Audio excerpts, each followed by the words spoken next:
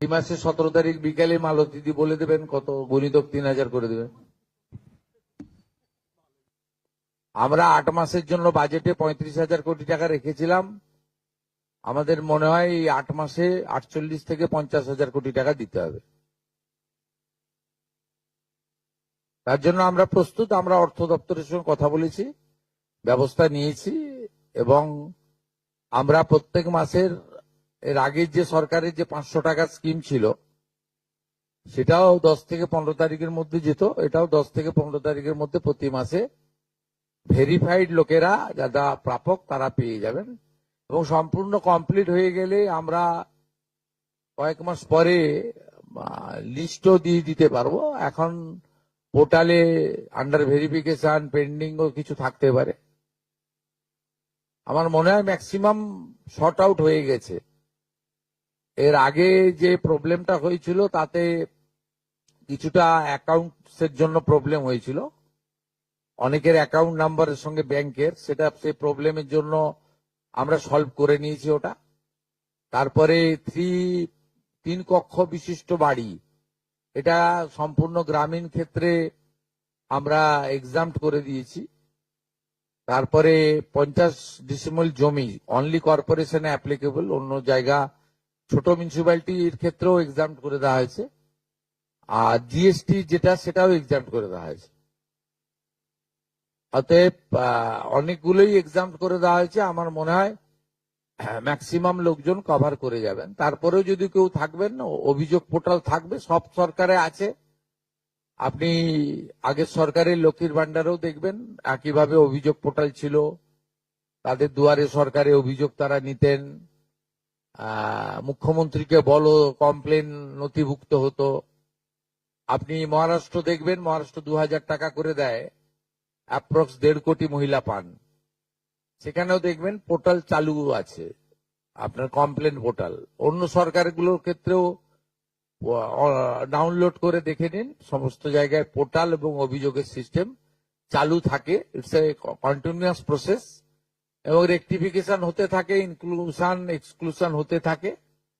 এটা কোনো নতুন কিছু নয়। কিন্তু আমাদের মেজর যে প্রবলেমটা ছিল 80% আমরা মনে করি জুলাই মাসে ঠিকঠাক ছিল, 20% আমাদের ভুল ত্রুটি ছিল বা কিছু কিছু ক্রাইটেরিয়াতে শিথিল করা দরকার ছিল। আমরা মনে করেছি যে শহরের ক্ষেত্রে এবং গ্রামের ক্ষেত্রে পার্থক্য, সেটা গ্রামের ক্ষেত্রে আমরা অনেকটা শিথিল করে দেওয়ার ফলে বা ছোট মিউনিসিপ্যালিটিগুলোর ক্ষেত্রে এবারে আমার মনে হয় ম্যাক্সিমাম শর্ট আউট হয়ে যাবে। এবং এই ভেরিফিকেশনে যারা যোগ্য বিবেচিত হয়েছেন, বৈধ হয়েছেন, তাদের অর্থ 17 তারিখ থেকে প্রদান করা হবে। এর পরেও আমরা একটা অভিযোগ পোর্টাল রাখব, যে অভিযোগ পোর্টালে পরবর্তী সময়ে যে কেউ অভিযোগ করতে পারেন এবং এই অভিযোগ নিষ্পত্তি করার জন্য আমরা সংশ্লিষ্ট ব্লকের বিডিওদেরকে বিশেষ দায়িত্ব, চিফ সেক্রেটারি দায়িত্ব ফিক্সড করে দেবেন। তারা হিয়ারিং নিয়ে একটা নির্দিষ্ট সময়ের মধ্যে নিষ্পত্তি করবেন। আমাদের যারা যোগ্য বিবেচিত হয়েছেন তাদের বয়স 25 থেকে 60 বছরের মধ্যে হতে হবে, আগেই বলা আছে। কেন্দ্রীয় বা রাজ্য সরকার, কোন বিধিবদ্ধ সংস্থা, সরকারি আন্ডারটেকিং, পঞ্চায়েত, পৌরসভা, সরকার, সরকারি সাহায্যপ্রাপ্ত শিক্ষা প্রতিষ্ঠান অর্থাৎ শিক্ষক, শিক্ষাকর্মী, স্থায়ী সরকারি চাকরিতে নিযুক্ত থাকেন বা পেনশনার্স আসবে না যেহেতু 60 ঊর্ধ্ব, এটা ইরেলিভেন্ট। এরা এই বেনিফিটের মধ্যে পড়ছেন না। তাছাড়া যারা আয়কর প্রদান করেন, অর্থাৎ এখন আয়করের ঊর্ধ্ব সীমা হচ্ছে 12 লক্ষ টাকা বছরে। 12 লক্ষ টাকা পেরিয়ে গেলে আয়কর দিতে হয়।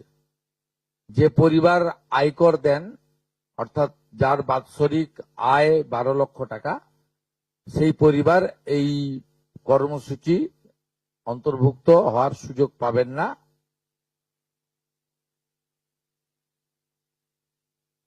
এবং যে মহিলা নিজে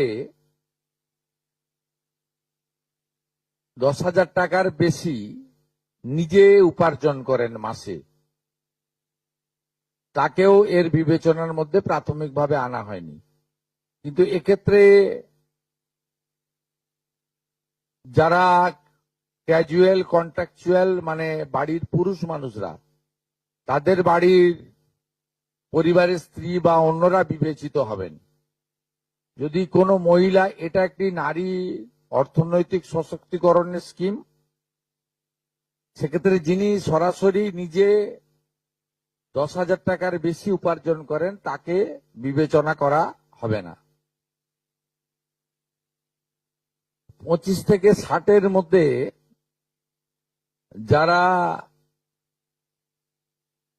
3,000 টাকার কম ভাতা পান, ধরুন উইডো পেনশন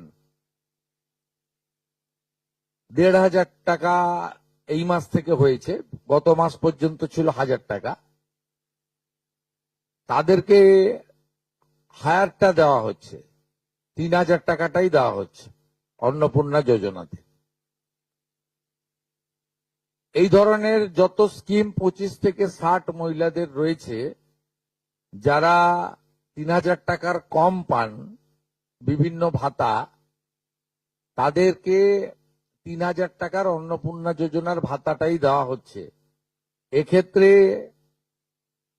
দুটি ক্ষেত্রে আমরা শিথিল করছি। একটা হচ্ছে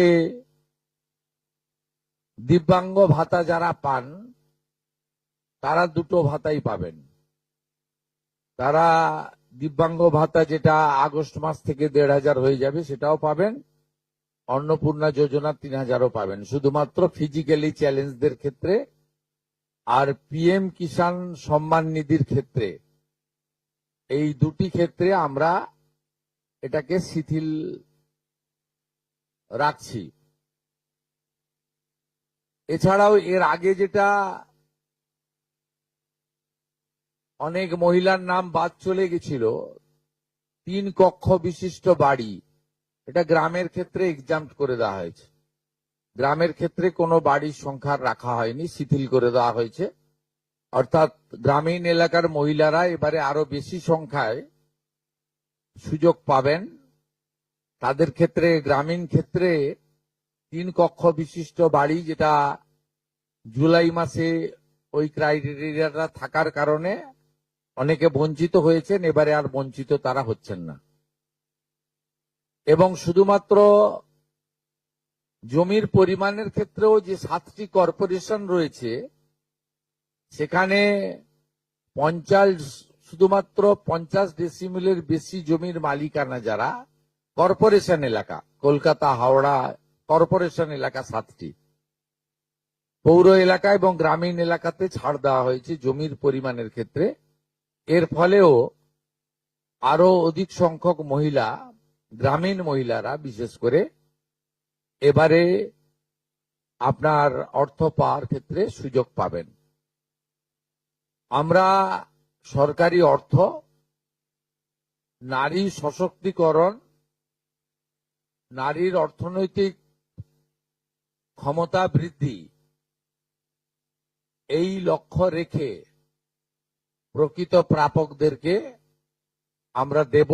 এবং প্রাথমিকভাবে সংখ্যাটা 17 তারিখে মাননীয় মন্ত্রী মালতী রায় মহোদয় আপনাদের জানিয়ে দেবেন। 17 তারিখ বিকেলে। আমি সংখ্যাটা বলছি না, কিন্তু যে কয়েক লক্ষ মহিলা তারা জুলাই মাসে অর্থ থেকে বঞ্চিত হয়েছিলেন, এই 3 কক্ষ বিশিষ্ট বাড়ি বা জমির পরিমাণ ইত্যাদির কারণে তাদের ম্যাক্সিমামটাই এবারে আমরা সংযুক্ত করে দিয়েছি। তাই আমি বিশ্বাস করি যে আগস্ট মাসে প্রদেয় অর্থে 100% না হলেও 99% প্রকৃত প্রাপকদের হাতে আমরা পৌঁছে দিতে পারব। এবং এর সাথে সাথে অভিযোগ পোর্টালও চালু করে দেবেন। যে অভিযোগ পোর্টালেও আমাদের দপ্তরের গাইডলাইনের বাইরে গিয়ে কেউ যদি পেয়ে থাকে আপনারা তথ্য দিয়ে সাহায্য করবেন রাজ্য সরকারকে। আর এই গাইডলাইনের মধ্যে থাকা কোনো দিদি বা বোন যদি বঞ্চিত হন তিনিও আপনারা আবেদন করবেন এবং এটা কন্টিনিউয়াস প্রসেসের মধ্যে থাকবে। এবং আমরা বিশ্বাস করি আগস্ট মাসে যে তালিকা হবে এই তালিকা আপনারা সবাই অ্যাপ্রিসিয়েট করবেন এবং প্রত্যেক মাসে দ্বিতীয় সপ্তাহে, যেহেতু সরকারের নিজস্ব তহবিল থেকে এটা দিতে হবে এবং টাকার অ্যামাউন্টটাও খুব বড়, অ্যামাউন্টটা যথেষ্ট বড়। আমরা নিজেরাই 17 তারিখে ট্রান্সফার হওয়া টাকার সঙ্গে 3000কে গুণ করলে নিজেরাই দেখতে পাবেন যে কত বিরাট পরিমাণ অর্থ সম্পূর্ণ পশ্চিমবঙ্গ সরকারের অর্থ থেকে দেওয়া হচ্ছে। আমরা অর্থ দপ্তরের সঙ্গে কথা বলেছি, তারা বিগত দিনেও যে সরকারের 500 প্রথম, পরে 1000, 2 মাসের জন্য 1500 যে স্কিম ছিল তাতেও মাসের দ্বিতীয় সপ্তাহে দিতেন মোটামুটি 10 থেকে 15 তারিখের মধ্যে। এক্ষেত্রেও প্রত্যেক মাসে 10 থেকে 15 তারিখের মধ্যে যারা বৈধ প্রাপক হিসেবে চিহ্নিত হলেন তারা পেয়ে যাবেন। এইটা ক্লিয়ার করলাম এবং আপনাদের সরকার আপনাদের পাশে আছে।